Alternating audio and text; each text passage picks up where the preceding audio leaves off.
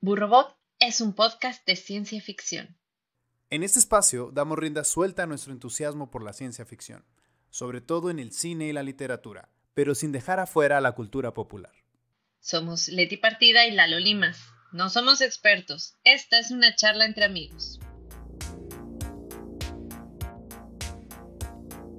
El burro mexicano es una especie endémica y fue declarada en peligro de extinción en 1991.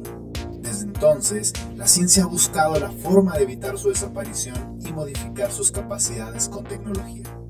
El que antes fuera un animal de carga, ahora es un dispositivo para la cultura y la ciencia.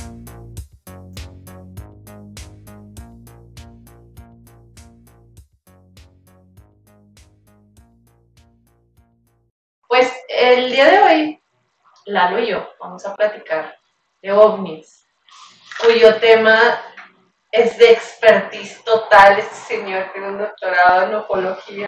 No, qué mal se escuchó eso, es la peor presentación. Perdón, gente, que sí lo tenga. No sé. Cada quien.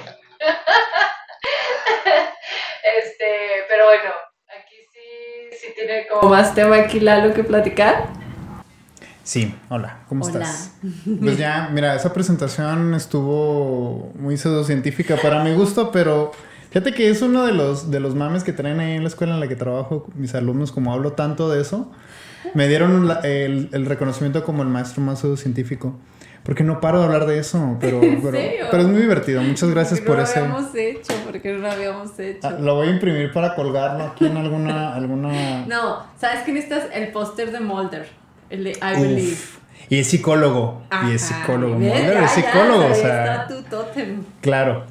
No, la verdad se me hacía un gran personaje. Es de mis personajes favoritos ever, así de la televisión. Algún día hablaremos de los Expedientes Secretos X, que hoy platicaremos muchísimo de ellos. Sí, yo creo que hoy prácticamente el tema son los Expedientes Secretos X. Bueno, el pretexto fue hablar de ovnis, pero la verdad es que yo lo poco que sé que llego a sentir creíble todo tiene que ver con los años que le dediqué a ver los Expedientes Secretos X. ¿Cuántos años de tele fueron de ver las mismas temporadas una y otra vez? Porque recordemos que no pasaban en la televisión en un horario accesible. Hacían lo que querían. Ah, qué tiempos aquellos.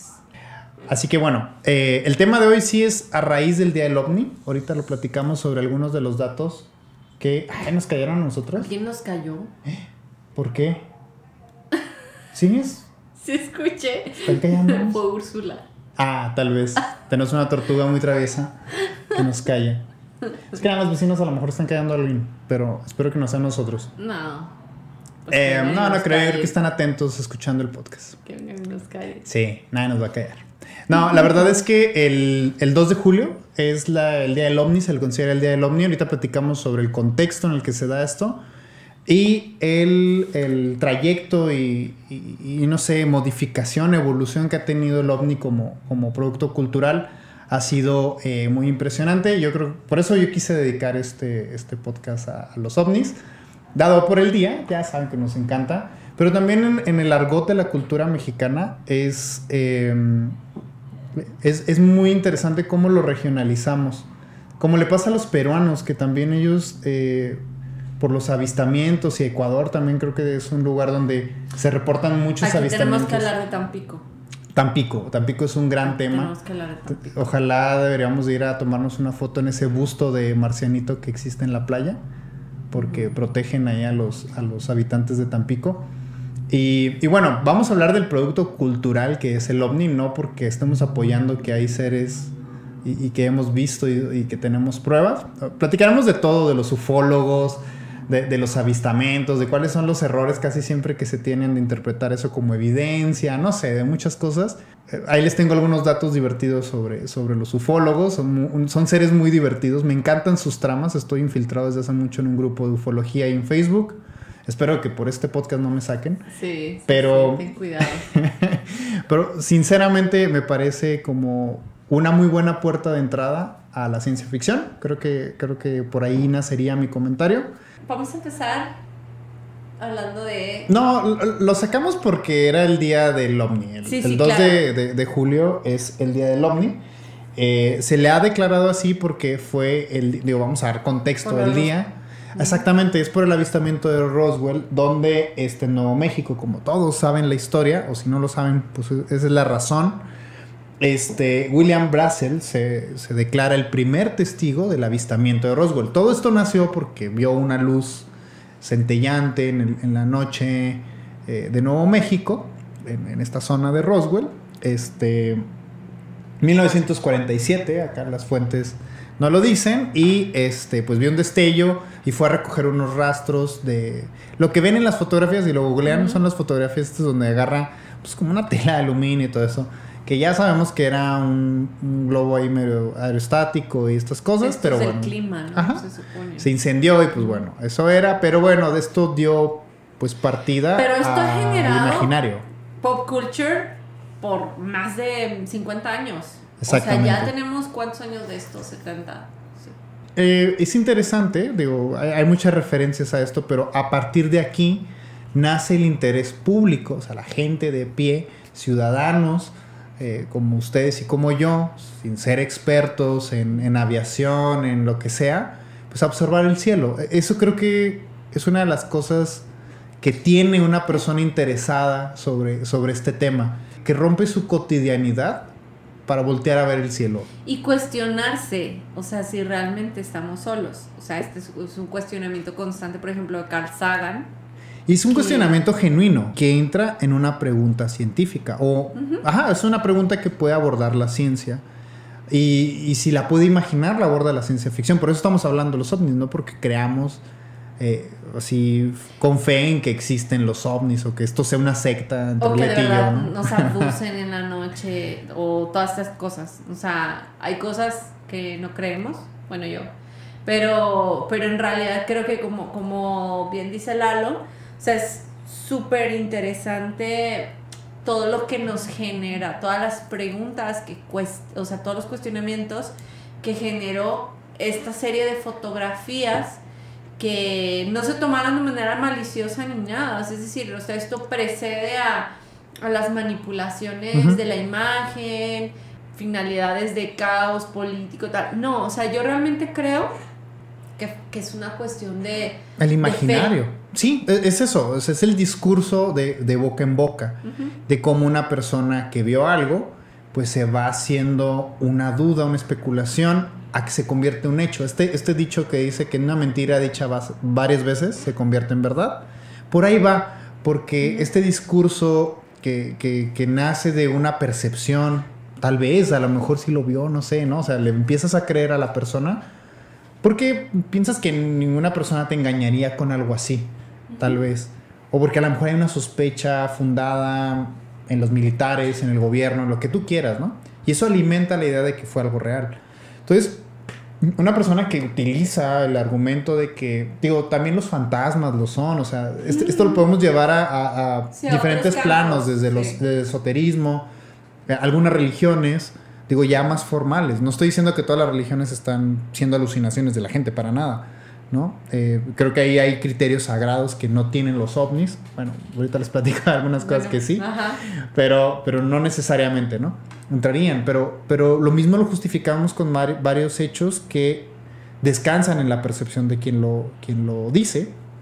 Y en el caso de los ovnis, pues sucedió así. Sabemos que la evidencia que se tiene de lo que se quemó y la declaración de los militares y todo esto, sabemos el objeto que era, pero a pesar de eso esa es la dinámica constante, y muchos de los discursos de ciencia ficción en cuentos o en la televisión o en la película lo dicen, ¿no? O sea, no es suficiente lo que me están diciendo, debe hacer algo más. Y es donde viene la imaginación y que incluso termina con delirios, ¿no? Muchas personas delirian las cosas que ven o sobreinterpretan las cosas que ven. Los chistes del History Channel no son gratis, ¿no? Mucho. No, es decir, esto le pasó a un canal. Exactamente. O sea, no a una audiencia, a un público. Exacto. Sí, que yo siempre me pregunto, un poco como lo de el huevo y la gallina, ¿qué sería antes? O sea, ¿sería la conversión de las personas del History Channel, de la producción, o de sus audiencias? Que ellos decidieron, bueno, a lo mejor ya es buena idea que abordemos estos temas que parece ser que a nuestra gente le interesan.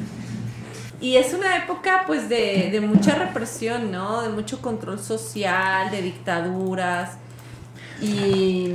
De medios. De medios engañosos, de mucha limitación de la libertad de expresión y del derecho a la información.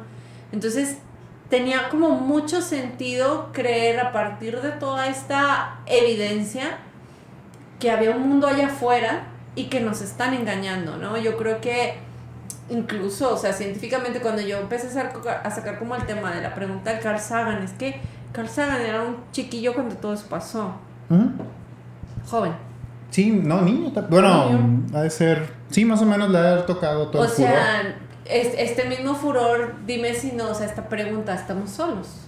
¿Acaso estamos solos? O sea, no pudo generar, o sea, como todo un nuevo pensamiento científico que al final fue el que puso los pies de la primera persona fuera del planeta, ¿no? O sea, entonces, pues yo le veo ese mérito, ¿no? O sea, que gracias a todo esto de Roswell, que ya después se volvió una cosa, o sea, ser una niña en los 90s con internet y estar viendo así de que fotos de autopsias alienígenas era lo que hacíamos, ¿sabes? O sea, es que eso es lo que había en internet. Mucha gente realmente elaboraba mucho en esta cuestión y realmente te preguntabas si, ¿por qué no será cierto?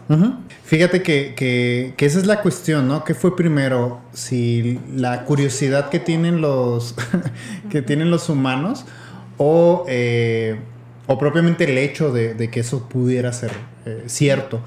También consideremos que no siempre pues no estamos observando el mismo cielo nosotros que las personas de los 40. O sea, ahorita la contaminación visual por la luz que emiten, pues, la luz mercurial, por ejemplo, en las ciudades, es mayor. No podemos ver las estrellas como lo veían. Entonces, también el ocio y el tiempo libre pues daban muchos espacios para la contemplación. Actualmente yo no sé si nos damos el tiempo para observar las estrellas o interesarnos mínimo en voltear a ver a la luna. Mucha gente no voltea al cielo. No, y la sobrepoblación, bueno, no población, sino, o sea, el hecho de que hay mucho movimiento en el cielo, ¿sabes? O sea, ya hay, o sea, normalmente uno ve el cielo, ve las estrellas y luego de repente una estrella que se mueve. Ah, eso es un satélite. O sea, me acuerdo que de niña que, mamá, una estrella fugaz. Que no se desaparecía porque seguía ahí.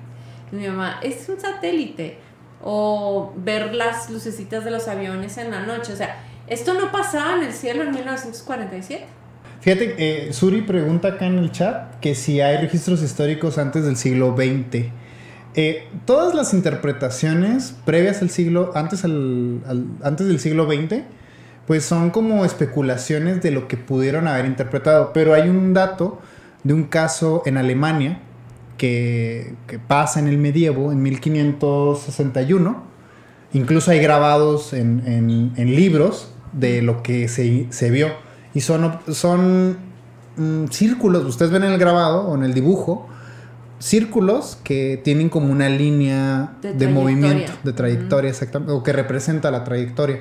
Entonces se le considera es el primer avistamiento documentado de un ovni. O sea, entendamos que el ovni no necesariamente no es un objeto alienígena con marcianitos adentro controlando palanquitas. Es objeto volador no identificado. Ajá, ¿no? O sea, desde ahí. No sabemos qué estamos viendo en el cielo. Cualquier objeto que vuele y tú no sepas qué es, ya oficialmente es un ovni, ¿no? Y en esta categoría pues pueden suceder varias cosas, ¿no? Como cuando el tiempo de los telescopios era cuando eran jóvenes los telescopios, que en realidad eran muy limitadas las cosas que alcanzaban a ver. O sea, cuerpos celestes, caídas de meteoritos, de otras cuestiones orgánicas que caen a la atmósfera o que se van desbaratando en la atmósfera y caen. O sea, eso califica como ovni, ¿sabes? Porque al final es un objeto que no identificas, pero sí, obviamente que genera muchas especulaciones, genera mitos, genera etcétera. Yo iba a preguntar, este cuadro muy famoso, ¿es de Leonardo da Vinci? No, pero es renacentista, que es un retrato como de una mujer y que atrás en el fondo se ve que hay un objeto. ¿De quién es? No sé si es el de Rembrandt, pero hay varios cuadros que sobre todo con una connotación religiosa, donde se dibujan ovoides o esferas en el cielo. Bueno, muchos dicen, ven, sobre todo en estos programas de alienígenas ancestrales, ¿no? Ven. Muchos grabados de los egipcios, los jeroglíficos y todas estas cosas, son interpretadas como estas esferas. Pero también consideremos algo muy sencillo, ¿no? Son figuras geométricas muy elementales que se pueden representar. Digo, los niños dibujan ovoides, esferas. ¿Por qué no pensar que estas figuras elementales también son representadas en cualquier cultura? Entonces, este es como el argumento que muchos de los ufólogos no respetan o sobrevaloran. La idea de que como es algo antiguo, tiene más valor. ¿Ves? Los alienígenas vienen desde Egipto, ¿no? Desde Egipto. Y yo como de antiguo, sí, también había visto que había algo, pero pensaba que era griego y no. Que es romano. Es romano, que hablaba de que Plinio el Viejo, en su historia natural, aseguró haber visto en el cielo extraños discos en llamas. Los Foo Fighters famosos, ¿no? Esos son... Sí. No, podrían ser, no sé si se lo digan. Y a eso se le llamó en algún momento clipeología. La búsqueda de estas posibles manifestaciones de visitantes de otros mundos en sus naves espaciales a lo largo de la historia se ha denominado clipeología. Es decir, hay gente que se dedica a esto como que a buscar en archivos antiguos qué cosa pudiera identificarse con el avistamiento de un objeto alienígena, pero específicamente naves espaciales. O sea, ellos sí están buscando algo que pueda parecer un disco volador, un platillo volador. La imagen de un...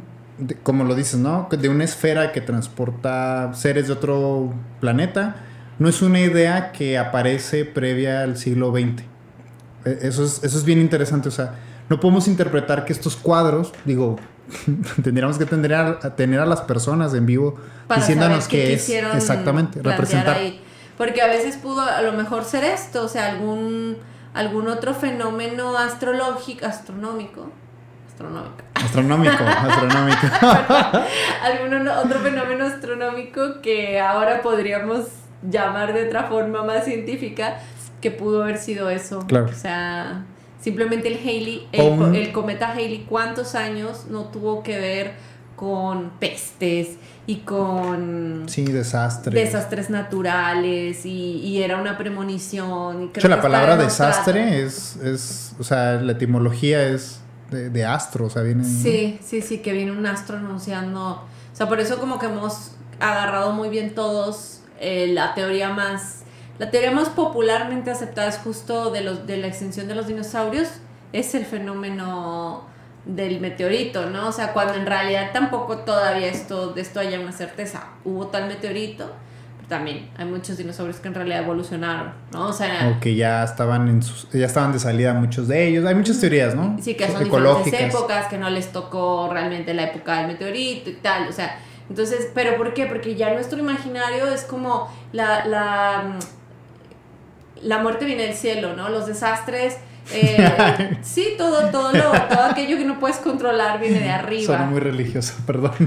Pero, ¿no? O sea, por eso se crean las mitologías y todo. Sí, pero bueno, Carl Sagan hace una aportación bien interesante en su libro El mundo y sus demonios, sobre todo con esta pregunta que hacías de dónde viene la imagen de un ovni o se aparece en el siglo XX.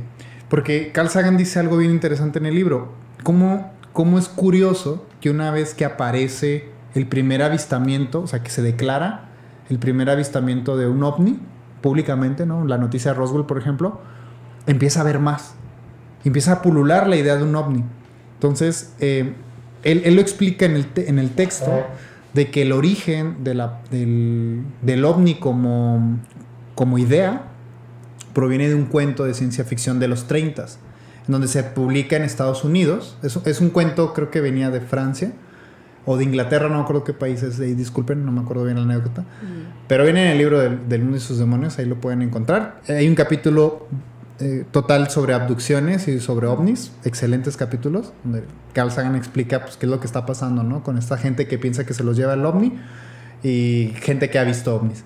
Entonces, bueno, el origen de este cuento es europeo, lo publican en Estados Unidos y una vez que se publica ese cuento empieza a haber una proliferación de la idea de avistamientos de objetos en el cielo y obviamente hasta que se vuelve, no sé, un hit, ¿no? Esta anécdota de la persona que vio algo y también pues hay que reconocer un fenómeno sociológico que es que a veces uno resuelve la vida diciendo o haciéndose fama de algo, ¿no?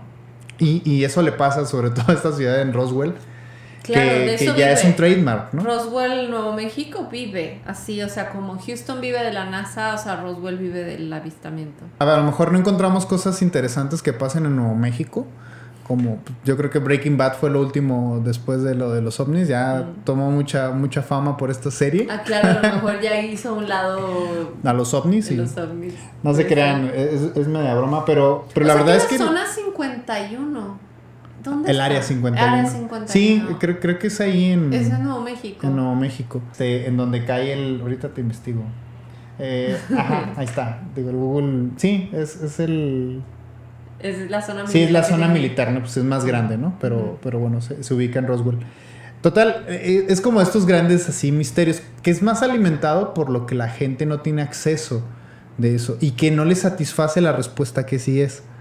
La respuesta que dan los militares, ¿no? O sea, no es de que estuvieran, exactamente, no es de que estuvieran haciendo una no sé, una protesta o algo así, los habitantes de Roswell, no sé, sino, pues más bien es la idea de que no nos satisface, que queremos creer algo más. Por eso es el lema de los expedientes secretos X de quiero creer, ¿no? I want to believe, de este póster que tiene Mulder en la oficina.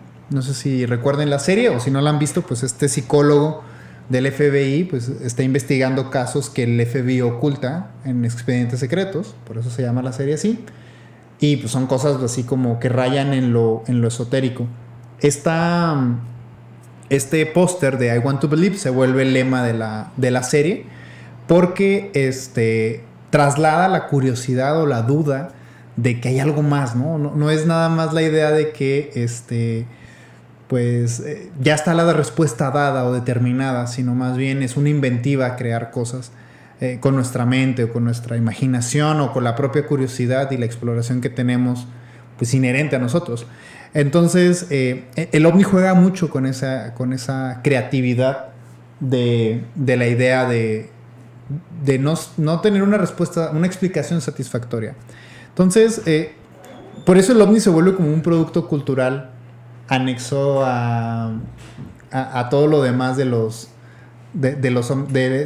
investigación que hacen los astrónomos, ¿no? Si quieren pasamos al siguiente punto, que es cómo los ovnis se vuelven un objeto de la cultura popular y, o sea, un objeto de que se apropia a la sociedad en contra de las preguntas que los científicos abordan en sus artículos o en sus proyectos de investigación. La pregunta sobre la vida extraterrestre es válida, ¿no? La ciencia puede abordarlo. Sin embargo, o sea, es un discurso bien distinto. Y entonces está como la cuestión del error. Como les decía, la pregunta sobre la vida extraterrestre es válida. ¿Sí? Sí. Muchos científicos dedican su vida para investigar eso.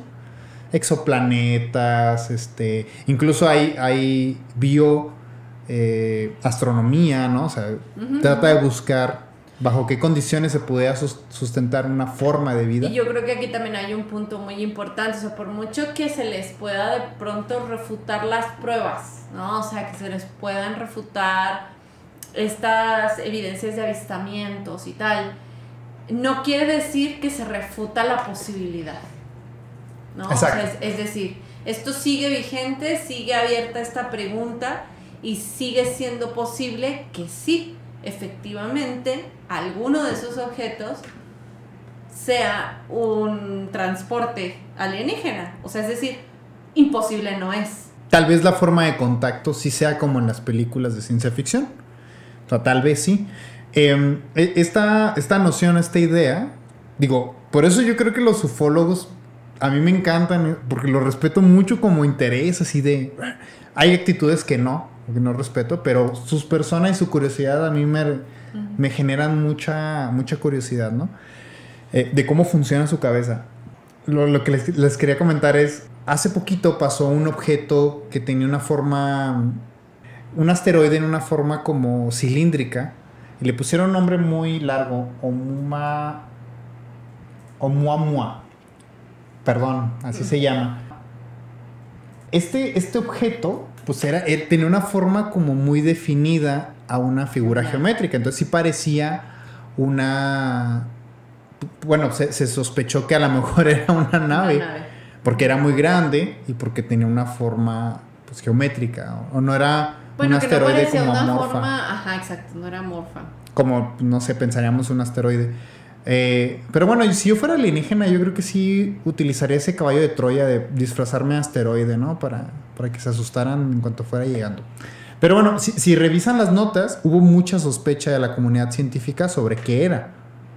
No, todos estábamos decantados a que era un asteroide común y corriente, pero por la forma no se descartaba, o se tenía cierto recelo a pensar que era algo más. Entonces, por eso les digo, la sospecha que tiene un ufólogo es válida, se sostiene. Entonces, por eso no hay que burlarnos. Bueno, yo no me burlo de los ufólogos. Sin embargo, la mayoría de los ufólogos se denominan investigadores.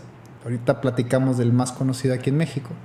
Estos investigadores no son investigadores porque no tienen evidencia. Las evidencias que ellos tienen son fotografías mal tomadas, o grabaciones de audio o de radio que pues no sé qué muestran, pero para ellos es suficiente esa característica como para mantener que es vida inteligente, porque ese es el problema, ¿no? El ovni pues pudiera ser cualquier objeto que ande por ahí en el cielo nocturno, o bueno, también diurno, porque a veces también se aparecen de día, cuando muchas veces somos estos montajes.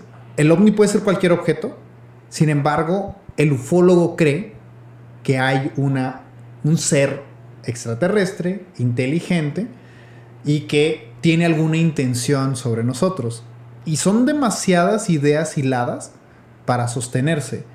Digo, si se nos apareciera un ser extraterrestre, muchos tendrían muchos científicos, nosotros mismos, moverían, ¿no? toda la sociedad. Y creo que la película de Contacto traslada muy bien eso.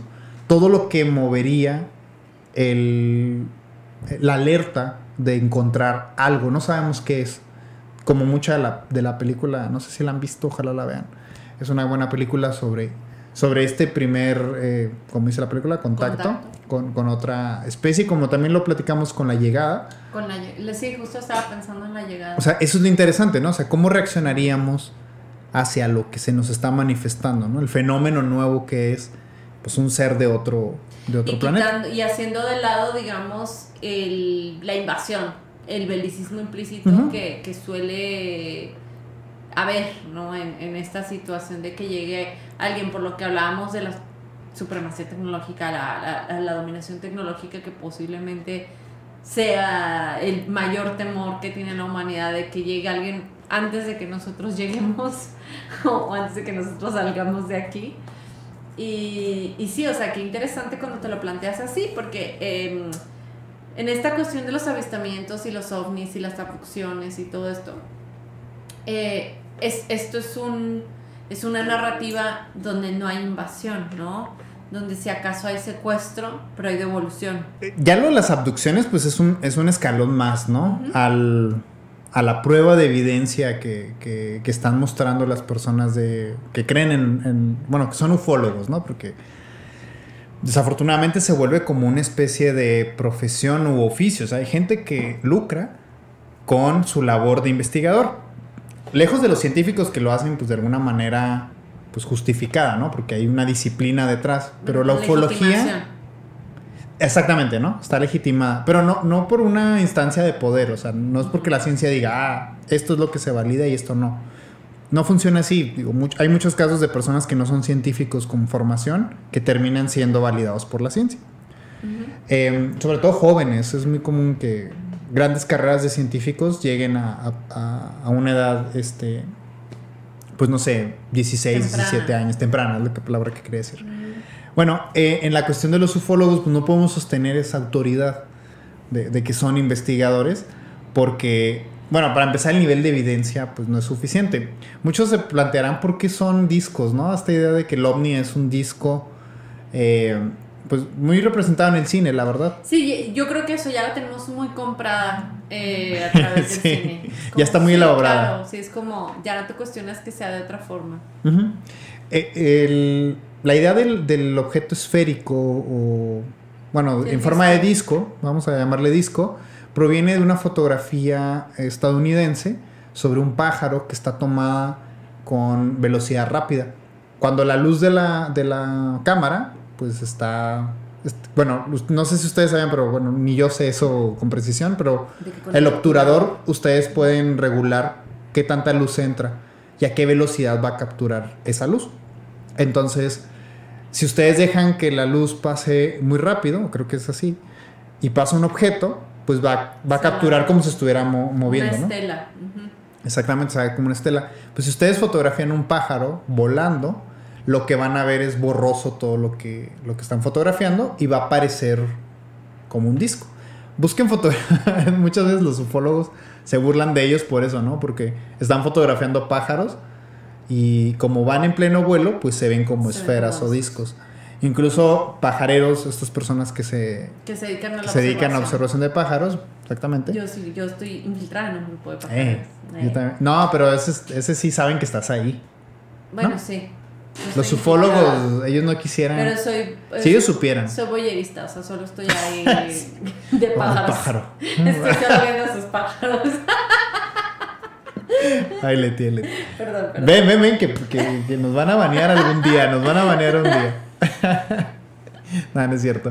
Pero bueno, incluso estas personas de observaciones de pájaros han creado evidencias falsas para dárselos a los ufólogos. O sea, le toman fotografías a pájaros, las ponen en blanco y negro y les dicen que son ovnis.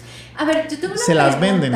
¿Por qué tienen fotos tan malas? O sea, ¿por qué son en blanco y negro siempre? Porque así tiene que ser el ovni. O sea, el ovni como producto cultural no es como la evidencia científica. Pero es que siempre... La evidencia científica siempre es con claridad, con varias pruebas, sí, con saber por qué sí, por qué no. El ovni funciona de otra manera. Te pregunto porque ya funciona con misticismo, sí, estaba aquí parado y pasó, ¿no? Sí, funciona como la Rosa de Guadalupe. O sea, perdónenme los ufólogos, lo siento.